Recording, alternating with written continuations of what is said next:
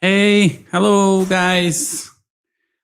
This is a live streaming here on the Product Journey YouTube channel. Just wanted to test this setup.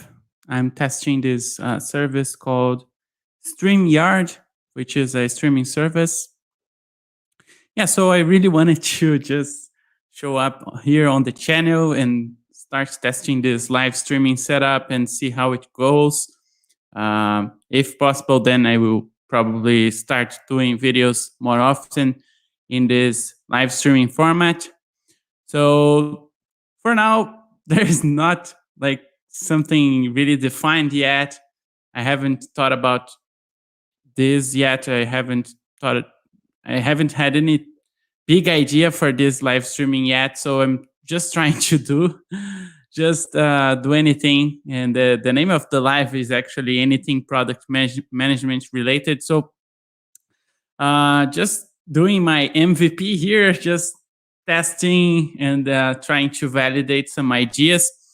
What I'm thinking is talking about product management in general, and let's see what happens. And I probably will bring some kind of subject that I want to talk about. I'm also planning to invite some people to talk about product management in general, so we can have kind of a conversation. I think this will be very helpful. So yeah, also if you wanna maybe you wanna participate here on the channel, just let me know. Send me a message on LinkedIn or any other social network. Just find me there and send me a message. It would be very nice to have you here. We can talk about anything product management related. I'm really open to any kind of conversation. And also, what I was thinking about is actually just browsing the web and reading some articles with you guys, and then doing comments on those articles. And there are a lot of things that I want to talk about, and I've been wanting to bring more videos, more recorded videos here on the channel since I created this channel. But I had two tasks by myself that is really hard to run 3 YouTube channels at the same time. I have other 2 YouTube channels. I have one channel which is called Yes No Code, where I talk about no code tools, and I teach how to use no code tools, and I record a bunch of tutorials there, and mini courses and video courses that you can take to learn no code tools. If you want to check, the name is Yes No Code, as I said. I have other YouTube channel which is UI design channel, where I talk about design in general.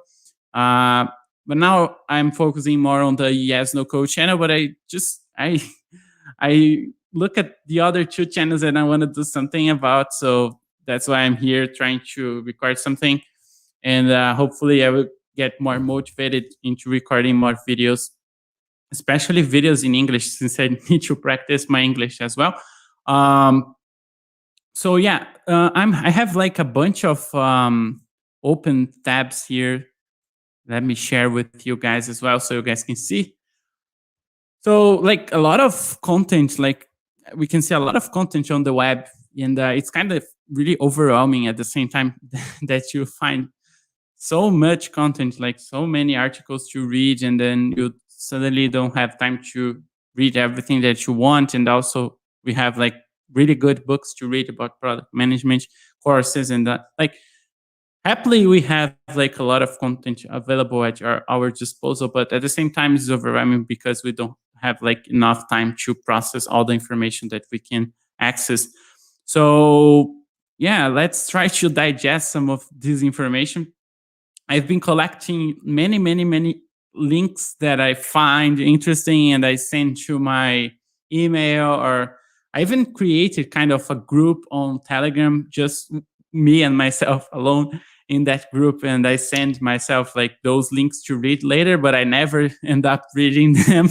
So I have like a lot of links there that I want to read. So I collected some of them here, and it's really hard when you like you save for later something that you really want to read and then you forget to read and then forget where it is, so you can't find the link again. That's what happens to me. I read some really good articles at the beginning of this year, and I really wanted to record some videos talking about them, but then I can't find them anymore. If I find them, then I probably will bring some of the content in this article here on the channel as well, because I thought what was really, really, really, really amazing. It was really interesting. But now I don't know where the link is. So let's see some of the links. Before we jump into the content itself, one thing that I wanted to say is, well, things that I have in my mind all the time that I want to share and I want to talk about someday. I will probably do that, but let's see if this live streaming works, and then I can probably, I don't know, I can do live streamings and create live streamings talking about those topics, those specific topics, and which are, they are, for example, Kano model, product market fit, how to validate your idea, how to build MVPs, also relationship between PMs and their team. Yeah, how to define metrics, which metrics to look for, and how to follow those metrics, and how to build dashboards and tools you can use to build dashboards and to collect some product metrics in your product. Yeah, a lot of things related to the product management daily basis that you can have some questions or you want to talk about. So pretty much everything that's related to product management in general, and things that you're going to see every day, or that are very common to see during the work of a product manager. So let's see here. I have some articles here. Let's see. I don't have like a proper order that I'm going to follow. I'm going to just go with my gut feeling here, which anything that I find interesting, then I'm going to read and let's say what I can comment about the article or anything. I need some input, something to spark my imagination here, since I haven't prepared anything for this live stream, just testing, like I said at the beginning. So let's see here. This one says 4 steps to achieve product market fit. Okay, so product market fit, it's really, really, really nice subject. Like everyone who is building a product is trying to achieve product market fit, right? Which is like, you have an idea, you want to know if your product has enough market and if your product will be well received by the market. So you have an idea, you have a concept, you have an idea of a product you want to create, you want to build. You probably know the pain that this problem will solve, but you don't know, will the market actually adhere to the product, or will the market want my product and buy my product? And if so, when can I say that my product is a success and the market has incorporated that product, and people are buying, and then I have something real, not just an idea as I had before that I didn't know if it was going to work or not. So usually those kind of articles are very good, because people are trying to talk about that, and it's really, really not easy to define and to find product market fit, but it's really good to talk about how the process works. And there are really good books about this as well. I think one of them is called Crossing the Chasm. Let me see if I can find it. Crossing the Chasm, which is this one. It talks about the gap that you can find, that you will find when you try to create new products. So you have, let me see if I can find a image or something. Probably I will be able to find on, here. So this book is really good for product market fit information. And oh no, I don't want to watch the video, just want to see the image here. So yeah, this one is a good one. So this book, Crossing the Chasm, is really nice because usually you start here, right? So you have an idea. Probably this idea is some kind of innovation, something you want to create that doesn't even exist yet. So you have an idea, and then you have people that are morally that are more prone to test your product. They will accept testing and trying new products. They are usually people that are really looking into the latest kind of tech available. So they really want to try new things.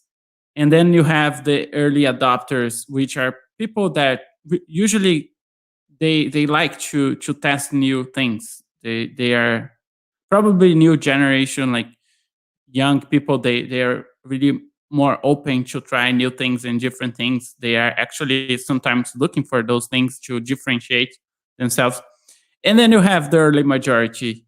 But then you have the early majority, which is like everyone else, or like most part of the people uh, that can use your product, but they are not the kind of person that are actually looking for new solutions and trying to use cutting edge technology. They are just normal people. They will eventually use that and they might like your product, but they are not so easy to convince. And yeah, you have to put more effort into making them to become your customer.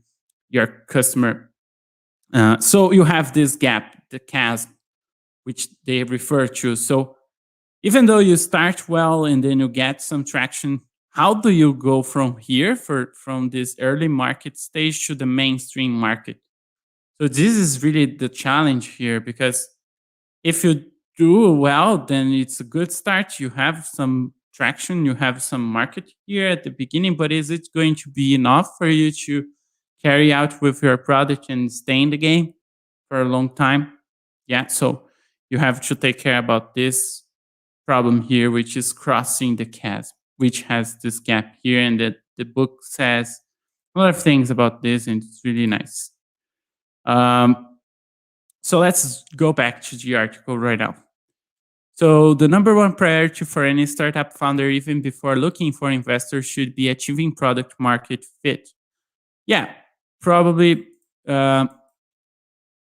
If you don't know if you have enough market, if you don't know if your product has a product market fit or any kind of validation, any kind of anything that can kind of tell you that you have a market and people are willing to buy your product, it will be more difficult to find investors, right? Because they will question you about that. So if you really want to like increase your chances of raising capital, then you just need to find your product market fit, or at least run some kind of validations to show numbers and show that you have a potential market waiting for you, and then you need the money to get there.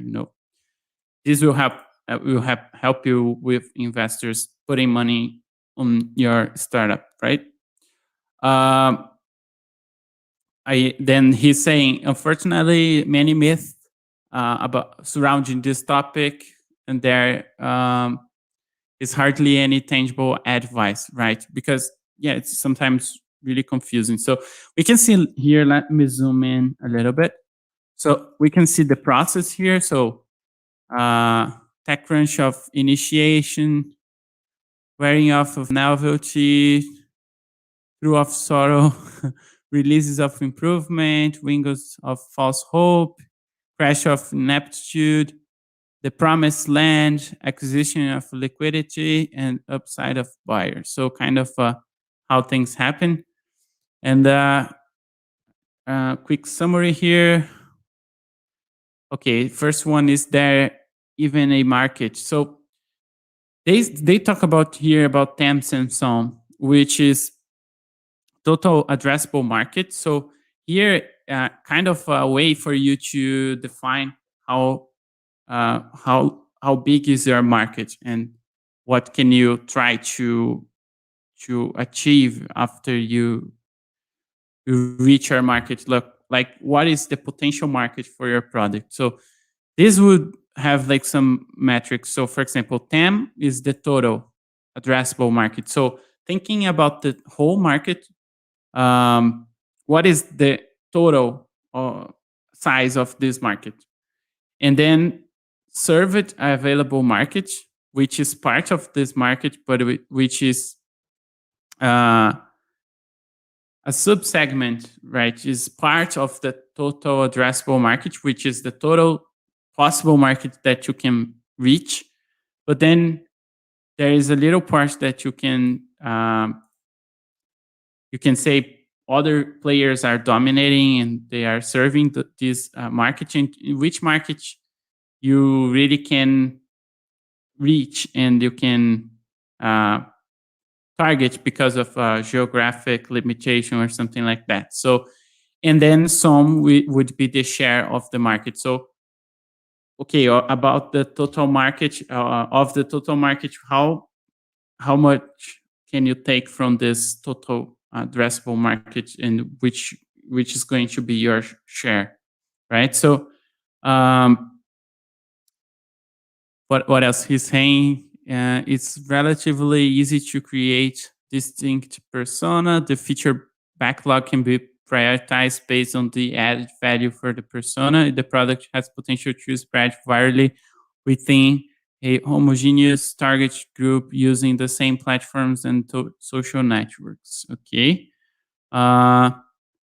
He's mentioning safeguarding with the concept of smallest viable market.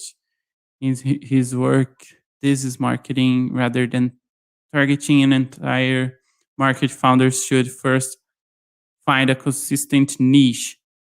Okay, so instead of trying to find like a big market, it's good to find a niche, which is relatively easy to distinct persona. The feature backlog can be prioritized based on the added value for the persona, and the product has potential to spread virally within a homogeneous target group using the same platforms and social networks. So that will be a good way to start. So you get a niche and then you invest on that specific niche, and then it will be easier for you to do things with a smaller group of people and a more targeted audience. Okay, which problem is my product trying to solve? This is a really good question here, because a lot of times, like, we don't really know what the problem is, right? So the first validation might be like, is the problem a real problem? And then you can hypothesize on top of the problem, and then trying to figure out if the problem is actually real. And then you can find the market that has this kind of problem. And one of the trickiest parts when you have a new idea is to measure how big is that market size. Like, because if you have a good idea, but not a lot of people are willing to buy or pay for that problem to be solved, or for the solution you are providing in your product, then the thing will not work. The product will not work, because how much money will you need to build and maintain that product? But the market's so small, and so many, like, not a lot of people are willing to pay for that service. The math doesn't add up. So you gotta find like a good problem that you can solve, with not a lot of money, and then that there's a lot of people trying to solve that problem, and the problem is really relevant for them to pay for the service or for the product. So people really need to be willing to solve that problem so hard that they, once you put your solution in front of them, they will say, I will give you my money because I need this solution. But if you build something that people are not willing to pay, and it is still something relevant for them, probably will have like a way to sell that, but then you have to invest more time convincing those people and showing your product and selling the benefits and selling your vision, selling everything to them so they can start testing your product, and then more people will eventually come, and then you can cross the chasm. But if it's something that people are really need, and they really want to buy something that there is no solution for that particular problem, or if you build a solution that will really solve a real problem for them, they will be very happy to pay for the service and to use your product. And they will also help you improve the product as well, because as long as you improve your product, they also will get more results, and their problem will be well solved and better solved. Okay. There is a highlight here. Let's see. Let's go back a little bit. Let's read this whole paragraph. Okay. Studies show that the intrinsic motivation of the founder is essential to survive the many ups and downs in a startup life. Therefore, problems that the founder has experienced firsthand are predestined. They must be significant and offer high potential added value to potential customers. Therefore, it is essential to be clear about the vision. Why do I want to solve the problem? And mission. What do I want to achieve? To before the product, how will the problem be solved, is tackled. Yeah, so that's a good pillar. That's a good solid base for any company, which is the vision, the mission, and the product, and how they align, how they are intertwined. If it is a long-standing problem and a market already exists, a rule of thumb says that the new solution should be 10 times better. Only then will users accept the financial, psychological, and opportunistic switching costs and give your product a chance. That's really related to what I was talking before. So if you're building something that is a replacement to something people are already used to use, then you have a hard time convincing people to either psychologically or financially switching from one solution to your solution. As long as it is really, really that much better, then it will be easier. So just we have to think about products that disrupted their market. So what key benefits they added to the problem solving situation that made them become a successful product. So if we did think about this way, then we'll see like, oh, when a product was successful in this scenario, a lot of things changed for the user, not just one simple thing. And then that's a good indicator if your product will succeed, because it really has to change the way people are solving that product in a way that they don't have to think too much. They just go with the flow and they see, oh, this is much, much better. The perception of value, added value, is much higher. At the other hand, it's really hard to discover what that thing is. So that's why I have to test a lot. And fail quickly. The quicker you fail, the better, to discover which direction you have to go. Okay. Number 3, how do I build a product that the market actually needs? Okay, this is really good. In essence, it is not about working on a product in isolation for several months and then throwing it on the market. Instead, potential users should be involved from the beginning, and the core product, aka minimal viable product, which is MVP, should be honed in an iterative process. Okay. And some of the methods that he's mentioning here is lean startup, business model canvas, and growth design thinking. I really like lean startup. All of them I really like, but lean startup I think is the best one if you want to go fast and build things and test, iterate. Um, so yeah, that's what he's saying here. Iterate, test, and accelerate. Design thinking is a technique that you can use to place the user, or more precisely, the person, with his or her needs and motivation for action on the center of all trade. This can make the decisive difference whether a product is perceived as an interchangeable and useless, or whether it offers a concrete added value so that it finds a permanent place in the user's everyday life.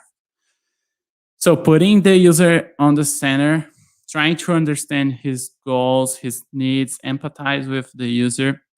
Then you come up with ideas, you define possible solutions, you prototype, you test, you implement, and you run the cycle again and again until you reach the sweet spot.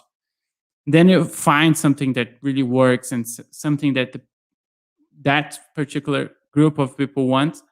And then you hit more people, and then you expand the market into the markets, and then you get some traction, and then things start working for you. Talking about empathy here, it can be very complex, requires a good methodology and an understanding of human factors of action and motivation. In the end, it is all about getting to know the potential customer and his problem in depth. In a one-on-one conversation, one-to-one conversation, why does she spend 5,000 euros on a watch when there are also copies for 100 euros? Does she post pictures on Instagram to keep in touch with friends or for social recognition? Does she donate 100 euros to Greenpeace to do good, or feel better about himself afterward? So yeah, here the idea is like, are you doing the proper questions to understand the reasons behind the actions that your users have? So it's really important to understand their motivations and try to look at the same perspective as them as much as possible, although it's really hard to do, but you have to try. Then you have define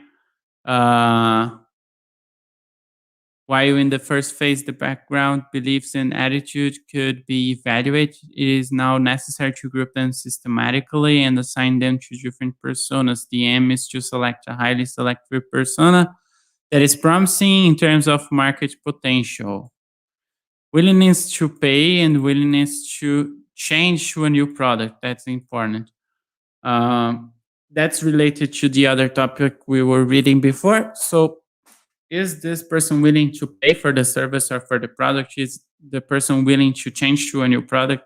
Sometimes they're trying to solve some problems that people, they can solve in other ways. It's just not so easy. So is your product really, really, really that good that will make people change their behavior because they are used to do that, the thing that the way they are used to, and it always was always there the way they are used to do that, and they're accustomed.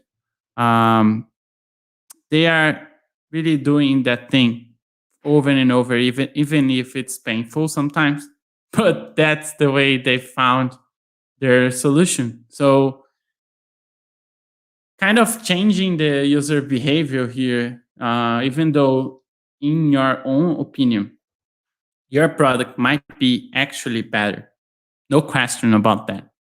But is the person really wanting to change that bad, and sometimes need to pay for the service that you are providing, or they will just keep doing, they will keep doing their own hacks and trying to get by with their own way of solving their own problems, because most of the times people will be solving the problems, or not at all. They will just ignore the problem, and that's not really a huge problem. And if it's not a huge problem for them, they will skip solving the problem. We have to remember we are human and sometimes really lazy.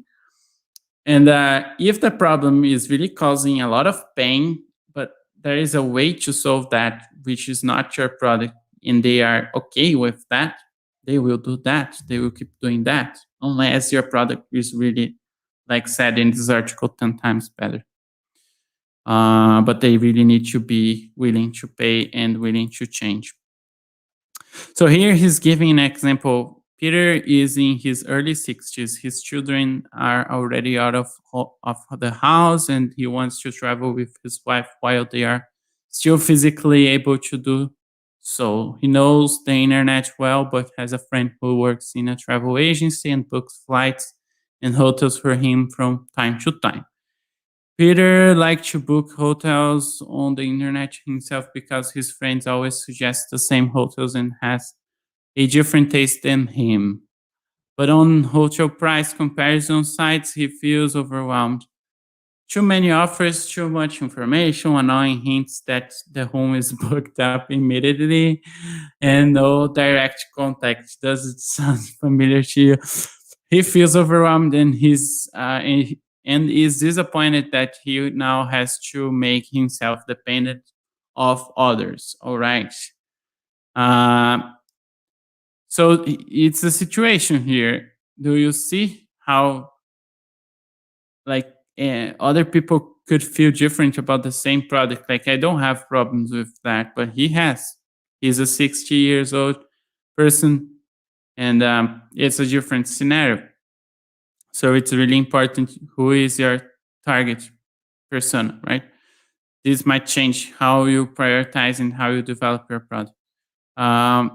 And one thing to notice, like I bet he will be more capable to travel than me, and he has more money to spend on travel than I have. So probably good idea to kind of focus more on him than me.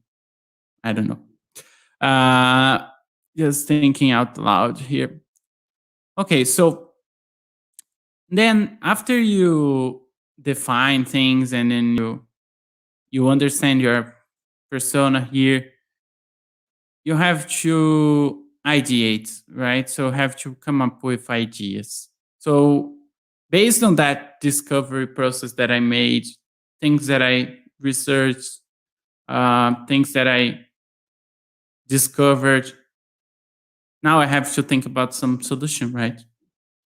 So let's see. With such a precise description of the problem, creative teams can now brainstorm exciting solutions. Various techniques have now become established.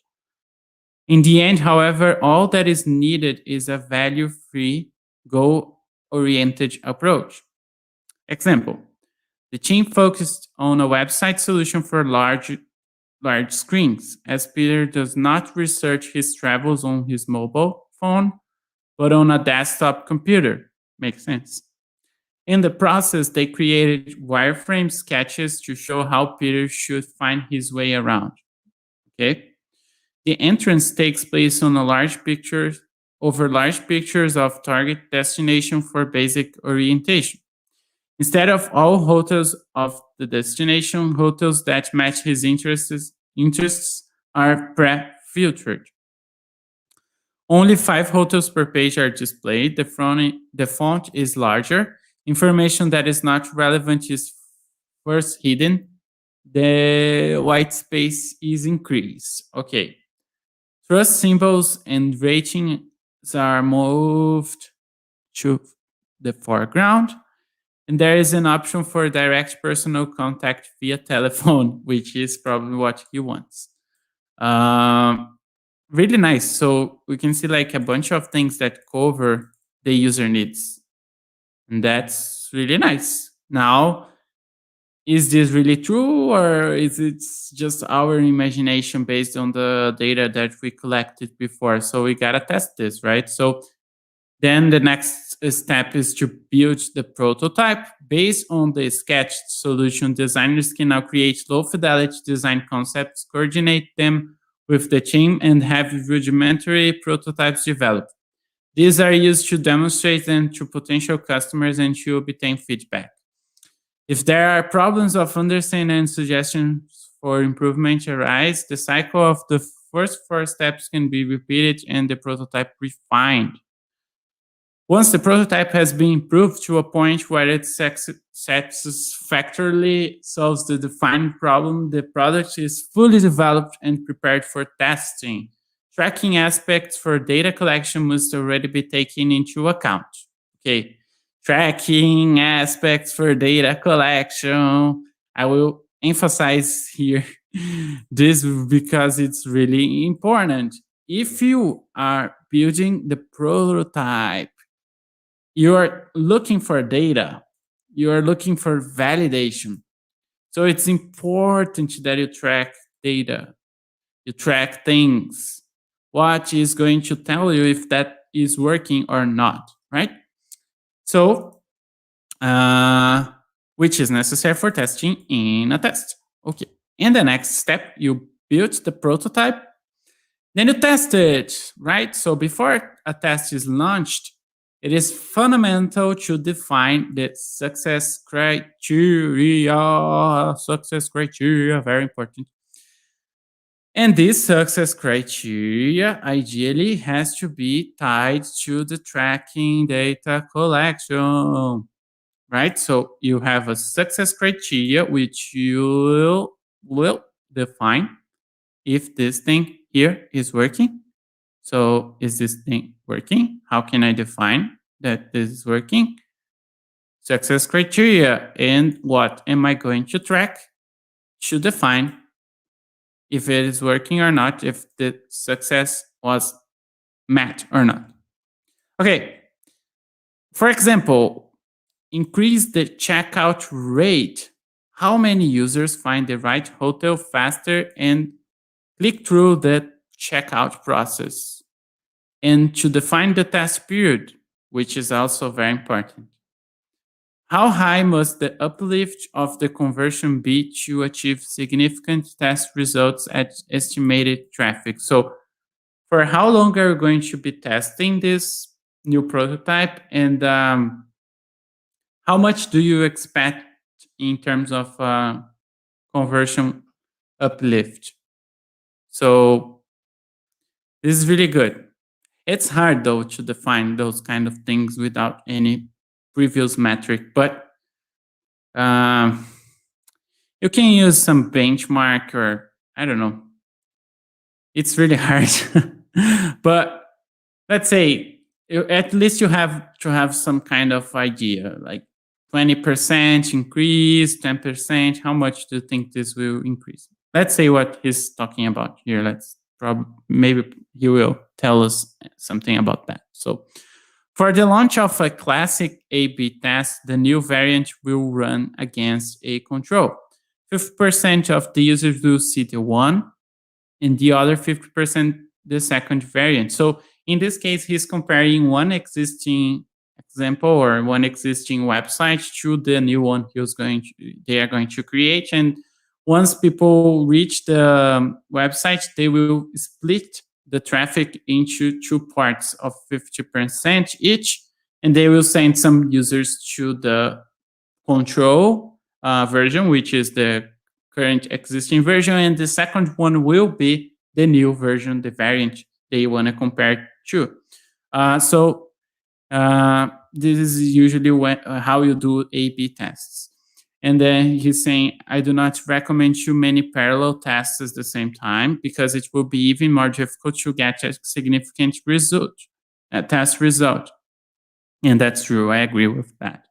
So the more variations you have, the harder it gets to actually understand what changes actually behaved better and did bring you better results. So even though with this comparison it's really hard, because they're changing a lot of things, like we are changing the entire website, it's really hard to compare.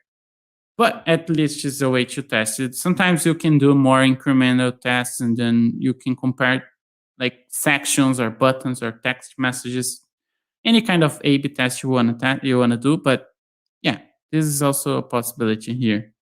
Often tests are ambiguous. The new variant is not statistically significantly better than the old one, which can happen. An improvement is more likely to be due to chance. Yeah. Then the design thinking cycle should be started anew to again to identify radically new ideas. Yeah, because sometimes you just change the whole website, and then how can you say like, is this good, better than the other one, or I don't know, is it like sufficient to say like, okay, let's ditch the old website and then let's use the new one because it's really better than the old one. It's really hard to tell sometimes. Okay, but moving on, implement. So after you did your research, you did the tasks, you validated somehow, even though you did like a bunch of cycles talking to users, putting something online and getting feedback and doing a lot of design thinking cycles, like he's mentioning here. Then you have to implement something, right? So you have to put something online. So if the test has proved successful and the test hypothesis is confirmed, the test version can be increased to 100%. So you're going to use the one that performed better and ditch the other one. A core feature of growth design thinking is the data-driven approach. The qualitative information gained in the empathy, define, and ideate sections can be verified or falsified. The goal is to accelerate the cycle of design thinking process. Excellent and well. Here's well, I don't know. Growth marketing teams managed to launch one test per weekly sprint and generate corresponding learnings.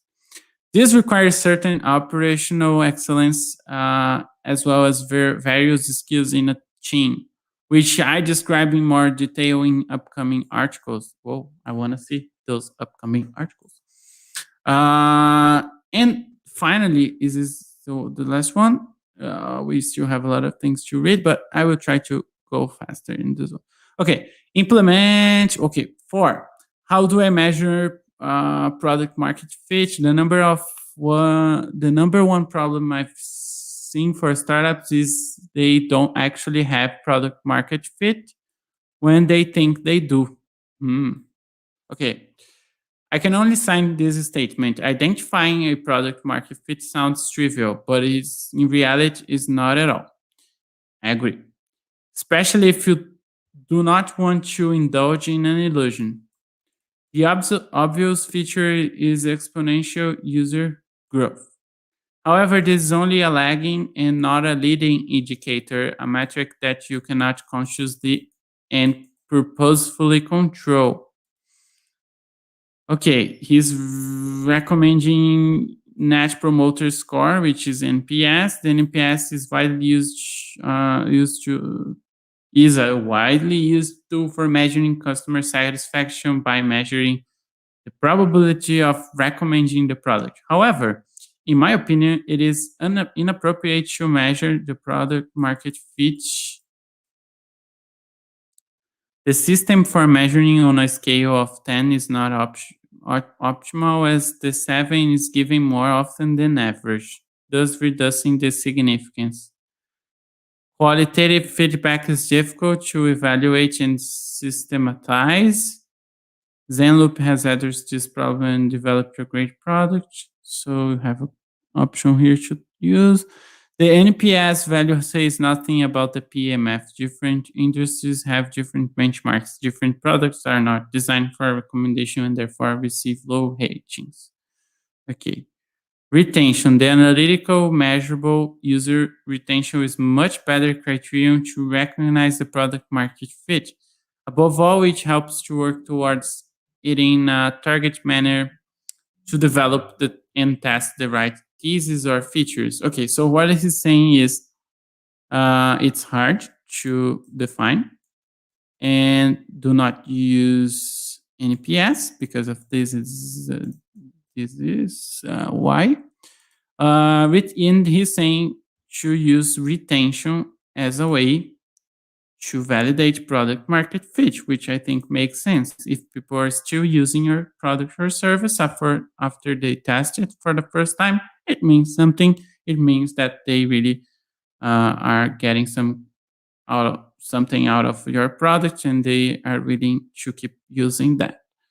So the retention curve, this is an example. So you have like when the user enters your product or create an account or something, and then you have the amount of days he's still active in using your product. After, like, let's say 30 days, is someone still using your product? And if they keep using your product for a long time, that means something. If they don't use your product after the second day, let's say they just didn't like the product at all, so you're kind of leaking a leaking bucket, like water coming in and coming out, and you do not retain anything. The basis of the retention curve is the product usage on a session basis of a unique and identifiable user. The proportion of active users is deducted after the acquisition. Depending on the product and its usage patterns, you may want to focus on monthly, weekly, or daily active users. Okay. So basically, if your product makes sense, like, are people using your product every day? Is it something that would be expected? So you can track daily active users, or weekly, or monthly, or even yearly. Let's say Airbnb. Is it common that people keep logging inside Airbnb every day? No. Do you travel every day? How many times a year are the users expected to travel? So you can get this average and see, 4 times a year. Is it a good number? And then, are people doing that, or less than that, or more than that? And then you get an average, and then you can track activity by that, right? And sometimes it's really hard, because if you have a yearly activity that you have to track, then you have to wait 1 year to track something. It's really hard.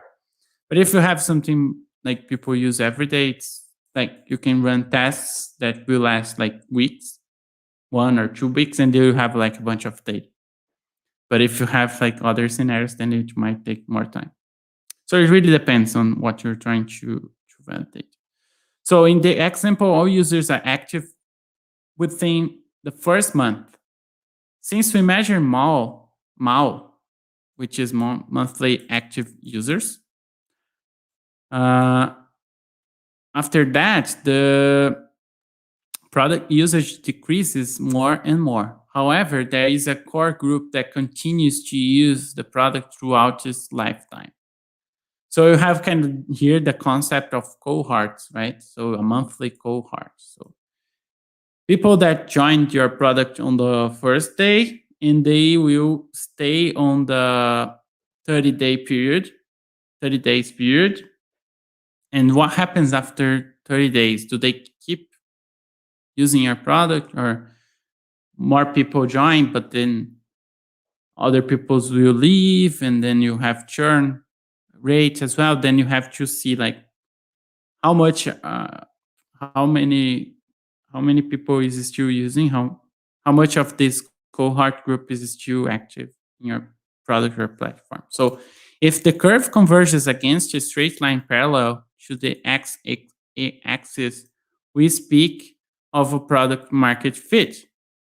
With most startups, however, the retention curve sooner or later intersects the x-axis, so that all acquired users should leave the product, kill the product. This is there is a good article by Shane Ellis, which I recommend here, which is he talks about a concept where you kill your product and then you see what happens. because the idea is if you created something people are willing to use or they care about, if you kill your product, if you just make it disappear, people will say something to you. And if they don't say anything, that means they don't care about your product enough. So this is a really uh, good idea, good way to validate. Kind of, I haven't done this yet, but I agree with the concept. But he says, like, how would you feel if you could no longer use the product? Something that you can ask your users. But it really is really, I don't like just asking, like, how do you feel if you could no longer use the product? Like they say, oh, it would feel bad. But if I just one day I would do that, like with one idea or any kind of product that I'm trying to validate. Like, kill the product, like remove the product, kill the website, and see if people will complain. Like you can leave like a form, like we have some problem, and then you can send message here if you want something. Like let's see how many people will actually send messages because they care enough the product is offline or something like that. The answer to this question determines how important the product is in the daily life of a user. According to a benchmark study conducted by Sean Ellis, founder of growthhackers.com, 40% is the threshold above which one can speak of product market fit. So the advantage of this approach is that you can qualitatively narrow down why certain user segments see your product as indispensable and others do not. It also helps to identify exactly the market for which the highest added value can be generated and the acquisition being scaled. What are the next steps after achieving product market fit? Startups that have achieved product market fit often see a natural increase in organic traffic based on word of mouth referrals. So if you are able to pass this market fit problem, then probably you'll get more traction naturally, because the concept here is that people will be satisfied with your solution, and then if someone asks about them, about the product, or how are you solving this problem, or they will actually spontaneously recommend your product or service to other people as well, and then you increase your user base. The next step is to use the entire range of growth marketing to scale the user base systematically and sustainably. So performance marketing, referral loops, marketing automation, product-led growth hacks. Yeah, so then you use growth to increase your user base, make more people refer your product to other people, engage with your product, and those kind of things. The goal is to minimize customer acquisition costs and increase customer lifetime value. So the customer lifetime value, LTV, exceeds the customer acquisition costs by a factor of at least 3 based on a rule of thumb.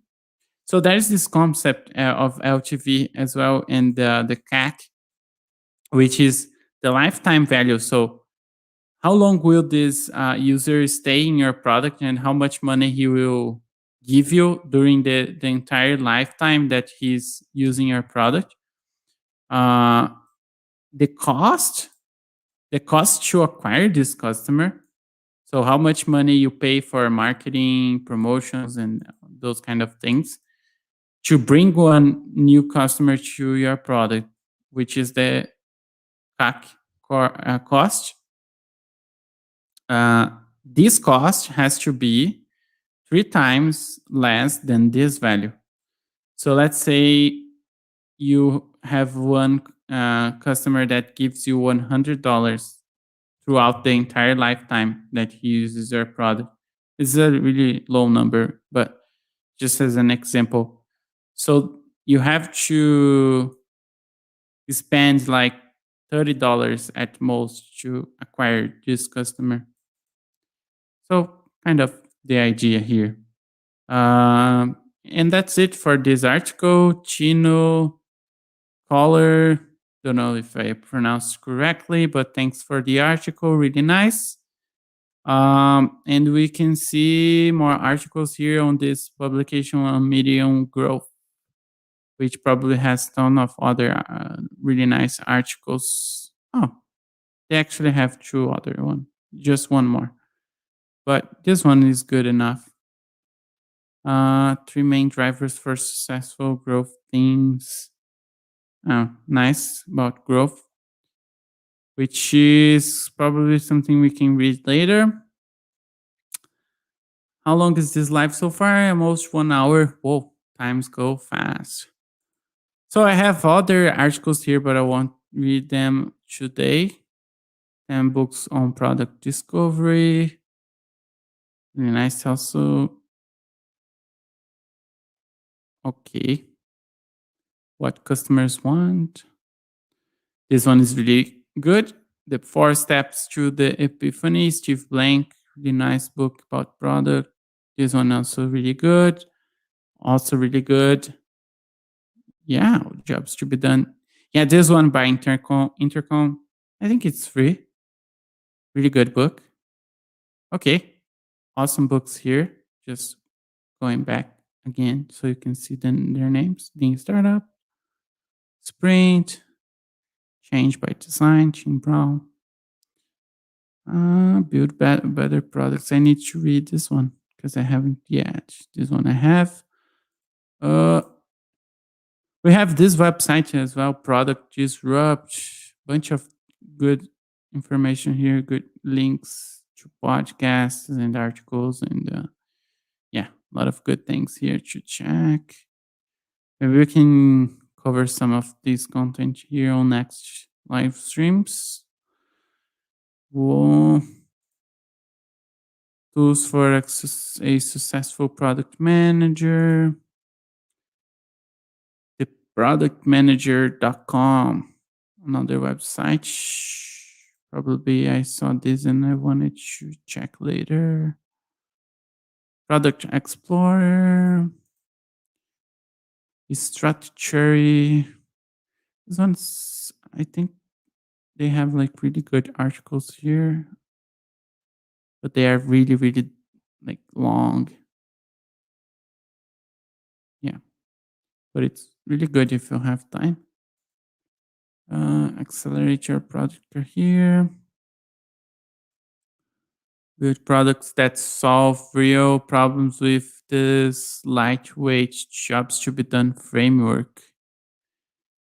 Yeah, jobs to be done is another thing that I want to talk about in the future. Really nice way to understand what the user is trying to accomplish, what jobs they want to accomplish, and then you can build based on that. Really nice. Yeah, like a lot of subjects, a lot of things we can talk about the product management world, right? So yeah, this was just one, not quick. I know I would say quick live, but not quick live, like 1 hour live streaming. Yeah, but just to get started and get going. Practice my English, read some articles. I think it's a good idea. At least, like if I manage to read some article and I can do this saying out loud and recording myself, I can even watch myself after some time, and then I can revisit the content and my own opinions, see what changed over time. Yeah, but basically that's it. Like, not a lot of great expectations about this video. Just wanted to create something. Just wanted to read some articles that I was like saving for later, and this time never came. And then I can do this now, and probably this can be helpful to someone, maybe you that's watching here. Let's see how it goes. Also testing the StreamYard service for live streaming. See how it works, and yeah, that's it, I think. Thanks for watching. If you are watching so far, consider subscribing to the channel. Let me know what you want to see on the next live streams, and if you want to talk about product management in general, if you want to maybe be here on the channel, participate with me, because now we have this live streaming StreamYard software here, like web software solution for live streaming, that I can invite you to participate with me on this live stream, and you can be here on the channel as well. Let me know.